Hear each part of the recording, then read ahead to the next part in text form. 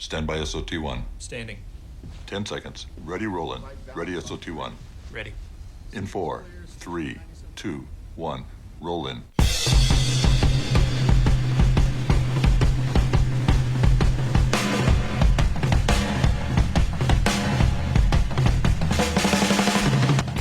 From legendary Uncle Studios in beautiful Southern California, welcome to another edition of Work Comp Matters, the central location for you employees, you employers, and of course, we haven't forgotten about you damn independent contractors. And now, here's this week's edition of Work Comp Matters. 12 noon, straight up. It's June 16th, 2020. Welcome to another edition of Work Comp Matters. My name is Steve Appell, and we are, of course, brought to you by the workcompcentral.com. If you want the number one location for workers' compensation in both California and around the United States, check out the workcompcentral.com. They've got a free 7-day offer, and if you want to pick up their services, I have them. You should too. It's only $1 a day. Work Comp Matters is also brought to you by A1 Law, number one computer management system, 818-357-4120 for your no strings attached money back guarantee. Also only $1 a day.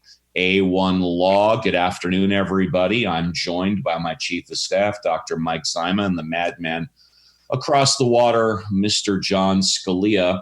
And our first story of the day has to do with Donald Trump signing an executive order on policing amid increasing pressure and nationwide protests over the deaths of George Floyd, Breonna Taylor, Rayshard Brooks, and other Black people at the hands of law enforcement officers.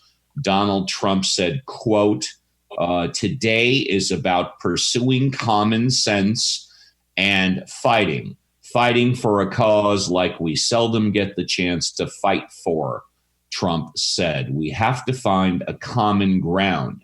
Trump said that his executive order would set standards as high and as strong as there is on earth on the use of force, and that he would prioritize federal grants to police departments that met those standards. Now, firstly, Donald Trump talking out or tweeting about common sense, that's just not his forte, okay? Donald, save the common sense for me and my peeps, okay? But yeah, or just buy my second book, The Philosophy of Common Sense, available on Amazon. That's right.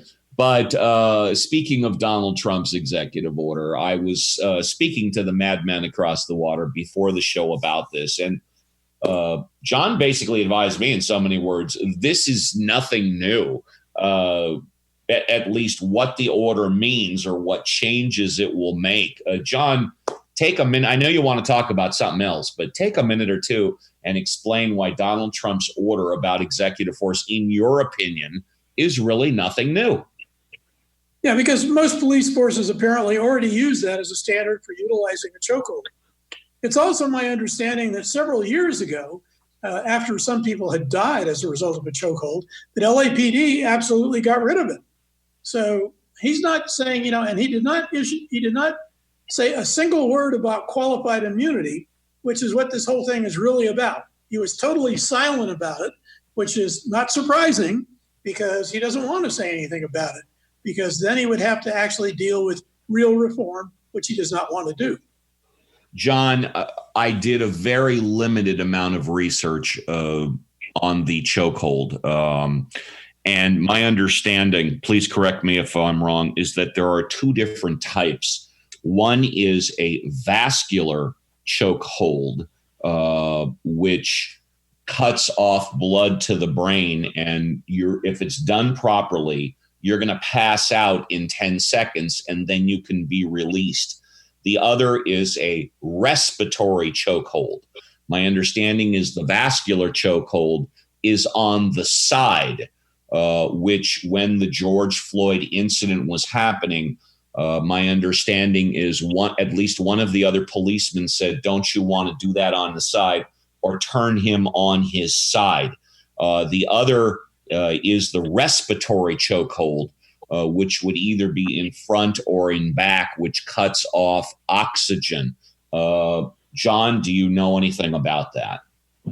No, but I think it's naive to think that when you've got a guy who's probably not a dummy and not willingly submitting to whatever you're going to do to him, that it might be difficult to arrange the alleged perp in such a way as you could administer the preferred chokehold. I just don't think that's realistic. Dr. Mike Zyma, I know you probably know a little bit more about this than I do, probably not as much as John. Do you have a take on Donald Trump's executive order and the chokehold? I want to read the executive order. I've had kind of a crazy morning, so I haven't been able to be as up to date on stuff. My last news injection was about 8 a.m. So I'd like to read the executive order. My impression is, however, at the moment, that it ain't really anything new. And cops, if they want to, generally do what the F they want to anyway. Excuse me. So I may not be as optimistic as some other people. All right. Well, we're going to allow Dr. Mike to defer on reading the executive order, and I'm sure that we will talk about this in further shows. PG&E is in the news again. They admitted guilt today in Butte County Superior Court in connection with the Camp Fire. The second time in 3 years, the state's largest utility has been convicted of a felony. For over 30 minutes, Chief Executive Officer Bill Johnson stood behind a wooden conference table in a mostly empty Chico courtroom and stared at the sequence of photos and repeated the guilty plea after each charge was read. A count of felony involuntary manslaughter for each of the 84 victims and a single count of unlawfully starting a fire for a total of 85 counts. Although 85 people died in the November 8th, 2018 disaster, one of the victims committed suicide. Prosecutors felt they didn't have enough proof to back up their suspicion that the victim killed himself to avoid being burned to death. I don't know if any of you guys want to comment on the continuing saga with Pacific Gas and Electric. Hasn't PG&E already gone BK? Yeah. Haven't they already been? Sure, yes. Yes. And then, John, how can you put a corporation in jail? Well, you can't. That was going to be my question. Is this guy can plead guilty all he wants, but unless somebody goes to jail, what difference does it make? I mean, that's typical. As I said on an earlier program, you should strip corporations of the fact that they are a legal person. Corporations should not be legal persons. They should be artificial persons. And then you can regulate them like they should be regulated. But by creating them as legal persons, you give them all the rights of a human being, which is absurd. Well, I wonder if, the CEO is going to go to jail. I doubt it. When does any CEO in America go to jail unless he's Michael Milliken? Yeah. Governor Gavin Newsom defends his reopening of California despite spiking of COVID-19. As the COVID-19 California continues to climb, that would be the diagnosis, and the death toll tops 5,000. Governor Gavin Newsom yesterday defended his decision to allow counties to ease the stay-at-home order and other restrictions. Newsom said COVID-19 hospitalizations in the state remain stable weeks after restrictions started to be modified during a period that included the busy Memorial Day weekend, and maintained that the safeguards in place continue to effectively slow the spread of the novel coronavirus. Newsom said requiring residents to remain isolated would threaten their overall well-being, including physical and mental health and finances. John Scalia, you're out there in Munich, Germany. What's happening with the reopening of businesses out in Germany? Well, we're pretty much open again. We have social distancing or physical distancing in place. We have to wear masks when we're inside or on public transit, but that's really about it right now. They recommend that you don't. We're not allowed to have gatherings. I think we're allowed to have gatherings now of up to 10 people or something. And there are people. The beer gardens are open. There's social spacing. I've been in my cafe where I do a lot of my writing this week already, and every other table is for social distancing. So every other table is vacant, but I can go in there and it's just like before. I can sit down and write away in my cafe and have my cappuccino.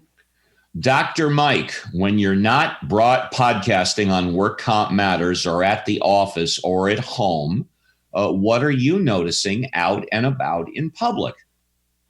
Well, that would be on my walks. I would say that I notice there's more traffic in what had been my sleepy little burg out there in Santa Clarita. There's more traffic.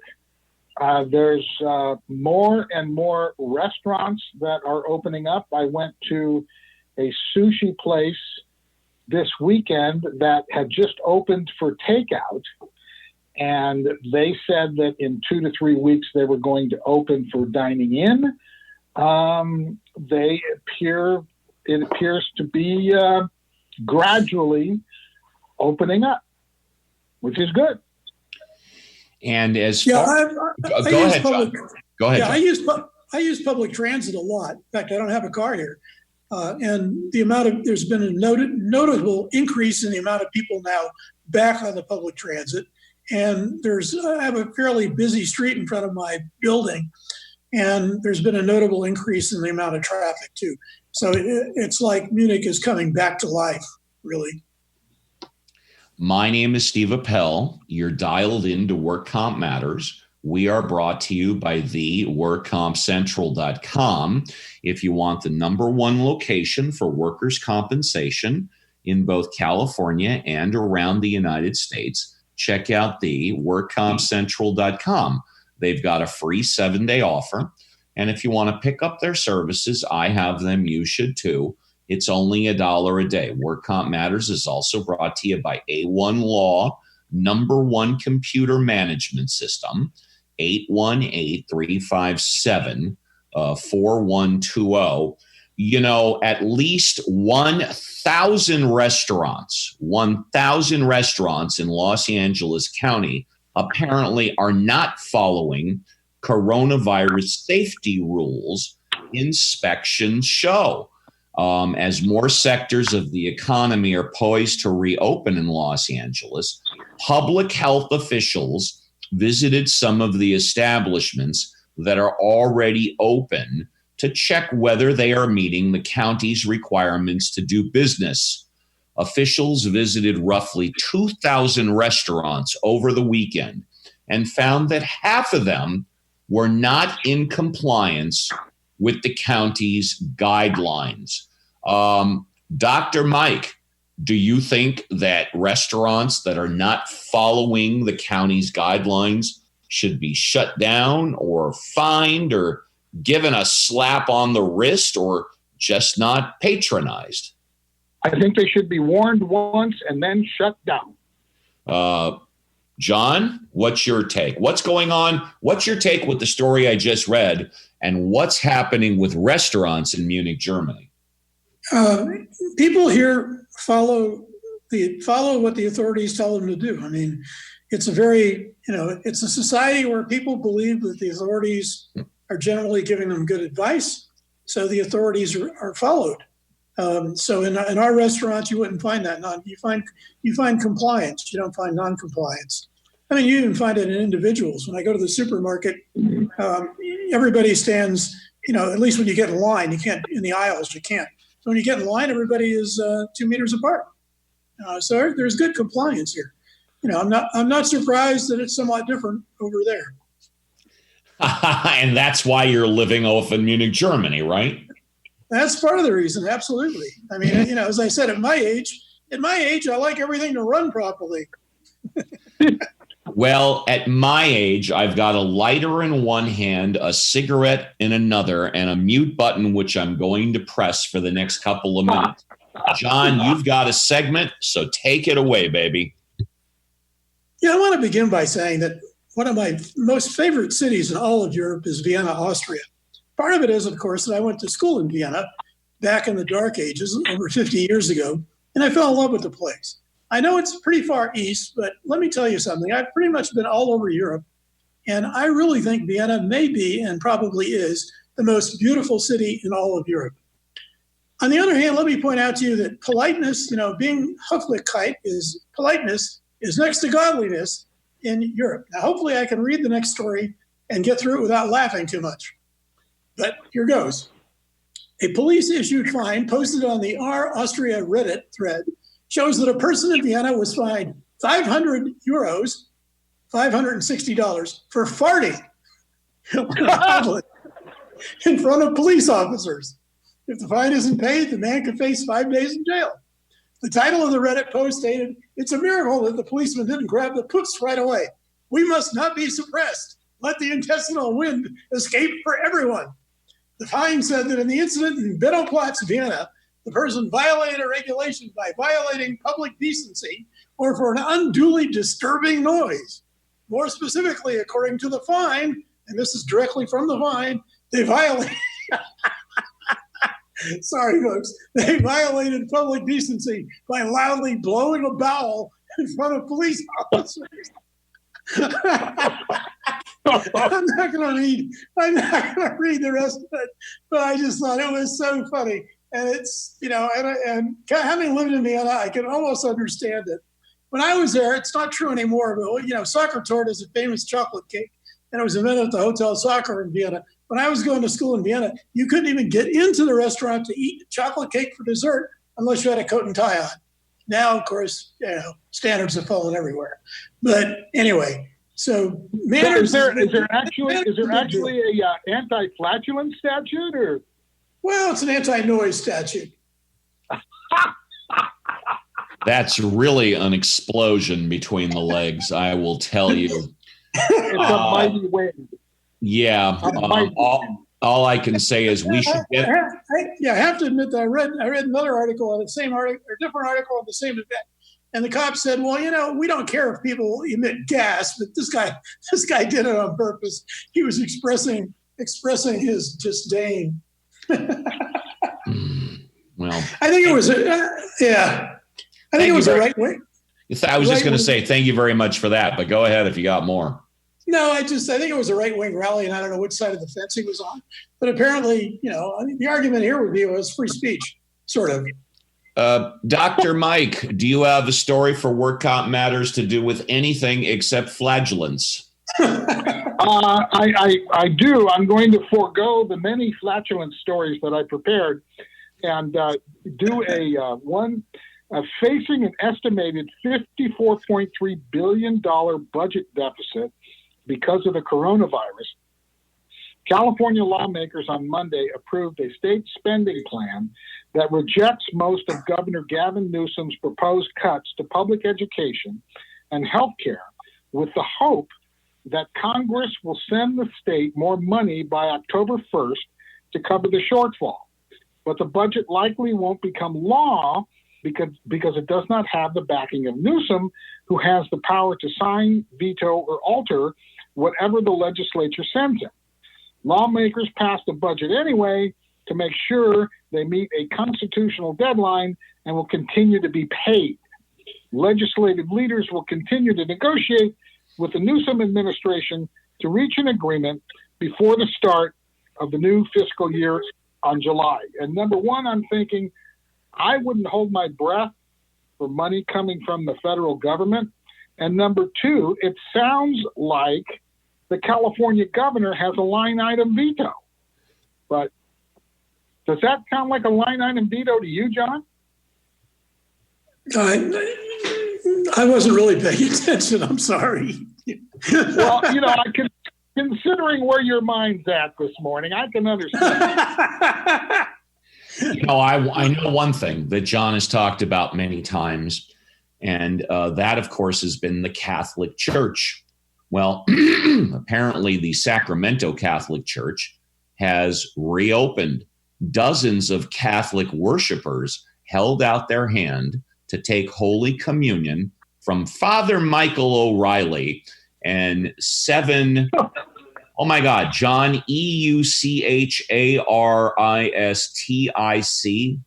Charstic? Ecumenical. Eucharistic. Thank you. 7 Eucharistic ministers this past Sunday morning at Cathedral of the Blessed, Cathedral of the Blessed Sacrament in Sacramento. Priests and parishioners have performed this ritual for ages beneath soaring 110-foot ceilings and massive stained glass windows in the magnificent downtown cathedral, which was constructed in 1887. However, this was the first time the congregation gathered since early spring, when the coronavirus pandemic closed churches and prompted health officials to issue stay-at-home orders across much of the world. John, what's happening with House of Worships out by you? I have no idea. I don't go to church, so I got it. No clue. But I will say that I have done exactly, when I was an Episcopalian and even afterwards, I have handed out the Eucharist myself. So I understand how that works. Mike, do you have another news story? As California's economy opens up, coronavirus cases are getting younger and younger. A new analysis reveals that more than 44% of new diagnoses are in people aged 34 or younger, up from 29% a month ago. There's a corresponding drop in cases among older people. The proportion of COVID-19 cases among Californians older than 50 has plummeted from 46% to 30.5% in the past month. Cases among middle-aged Californians ages 35 to 49 have plateaued, neither rising nor falling. And that's something, again, about this virus. You wouldn't have thought that was going to happen before, and we've had many stories here about how the majority of cases were in older folks. And now, at least the real question is, do those young people have comorbidities? I mean, that's the real important thing. Comorbidity is more important than age. And in America, an overwhelming number of people are fat. So, there's a likelihood of comorbidity just there. So to me, that's the real question. I think the real question is hospitalization and death. The amount of people diagnosed, if there is indeed no symptoms, is, in my opinion, not that important. Mike, what do you think? Well, I think it would be interesting, like John is talking about, to know whether most of these younger folks had comorbidities and if that comorbidity was obesity. However, it'd also be interesting to know, Steve, of these numbers, how many folks ended up in the hospital and how many folks ended up in the morgue. Which is pretty much exactly what I was saying. San Francisco officials may ask the Gav for permission to restart certain parts of the city's economy, like fully reopening restaurants, bars, and saloons faster than the state's current timeline for lifting coronavirus-related restrictions. The Board of Supervisors planning to vote today whether Dr. Tomas Ergan, the city's public health officer, may apply for the local control. If the state grants the request, San Francisco will be able to set its own timetable for lifting restrictions rather than wait for a green light from the state. You know, I don't see how you can open a restaurant that's closed, arguably 4 walls and a door or two, to complete capacity. I've been advocating all along that I think all businesses, including restaurants, should be allowed to reopen. But if it was up to me, clearly no more than 50% capacity, and probably somewhere between 25 and 50% capacity. John, you said out there in Germany that restaurants are opening, but they're not opening yet at full capacity, are they? No. There's like in my cafe, every other table is vacant on purpose. Exactly. Do they have see-through walls between the booths or whatnot? No. Everybody's in common. Okay. Yeah. Mike? And interestingly enough, go ahead, John. San Francisco, one of the most exclusive restaurants in San Francisco is the Venetian Room in the Fairmont Hotel. And I don't know if you've been there, but that place, it's an expensive restaurant and they have great performing artists, but the tables are on top of each other. That's Mike, a Fairmont Hotel. Yeah. Mike, you got any plans to go to an indoor restaurant anytime soon? I would suspect no. No, Dad's Day is kind of a big deal in our household, and I understand that my progeny is coming up, and we're going to eat sushi, but we're going to order it and then bring it home. That's what we're going to do, and I don't know when I will be going back to a restaurant. I'm thinking that sooner rather than later, I'll be going to a fancy sushi restaurant in Santa Clarita. Maybe a week or two. All right. Well, we're coming down towards the end of the show. Any last thoughts or burning desires before I close it out? Negative. Yeah, just be careful when you're near a police officer in Vienna.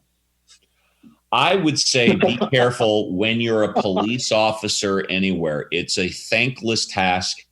95% of all police officers, I believe, follow the rules. And we just have to keep an eye on the other 5%. Agreed. Yeah. Well, I'll have more to say about that tomorrow then. All right. Very good. Well, that's why I mentioned it at the end of the show. My name is Steve Appell. You've been dialed into another edition of Work Comp Matters. I want to thank the madman across the water, John Scalia, my chief of staff, Dr. Mike Zyma, Scott Walton of Uncle's Studio, taking care of the technical difficulties, and all the good people back at WorkCompCentral that continue to support this valuable project, including but not limited to Ms. Kristen Chavez. We will see you all again tomorrow at noon for another edition of Work Comp Matters.